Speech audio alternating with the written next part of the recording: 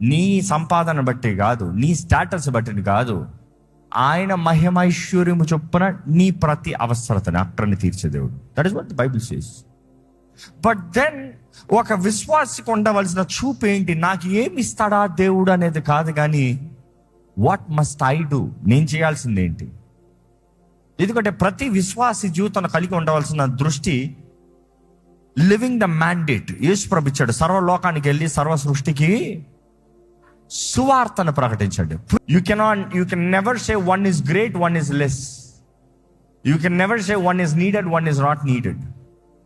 All five దేవుడు appoint చేస్తాడంట, దేవుడు పిలుచుకుంటాడంట, దేవుడు అనుగ్రహిస్తాడంట. ఇవ్వబడిన దాంట్లో నమ్మకంగా చేయాలంట.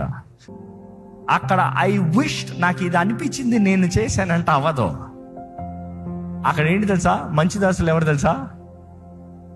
చేయవలసిందే చేసామని చెప్పి చేతులు కట్టుకునే వాళ్ళంట.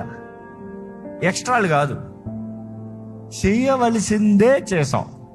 ఎక్కువ చేయొద్దు, తక్కువ చేయొద్దు, ఎంత చేయాలంత చేయి. ఎప్పుడు అదంట, నువ్వు ఎక్కువ చేసి డైరెక్ట్ దేవుని ఇంప్రెస్ చేస్తానికి ఏం లేదు అక్కడ. నువ్వు చేయవలసిందే. అందుకనే మంచి చెడ్డ దాసులు ఉపమానాలు చూస్తాను. కాలమందు, సమయమందు, తన కాలమందు ఆహారంని అందించాలి. పని ఏంటి? ఆ టైంలో, ఆ సీజన్లో ఆ పని ముగించాలి. ముందే ఎక్స్పెక్ట్ చేయట్లే, తర్వాత ఎక్స్పెక్ట్ చేయట్లే. God is expecting you to be faithful in what is given you the appointing. Are you aware of who you are? మీరెవరో ఎరిగి ఉన్నారా? దేవుడు మిమ్మల్ని ఎందుకు రూపించాడు ఎరిగి ఉన్నారా? మీకు నమ్మి అప్పచెప్పినవి ఎరిగి ఉన్నారా? మీకు ఇచ్చిన వాటిలో లెక్కప్ప చెప్తానికి సిద్ధంగా ఉన్నారా? మీకు ఇవ్వబడిన కుటుంబము, మీకు ఇవ్వబడిన తరుణాలు, మీకు ఇవ్వబడిన తలాంతులు, మీకు ఇవ్వబడిన అన్నింటిలో దేవునికి లెక్కప్ప చెప్పాలనే లెక్కలు రెడీగా పెట్టుకున్నారా? God wants faithful people. ఈరోజు మిమ్మల్ని అడుగుతున్నానండి,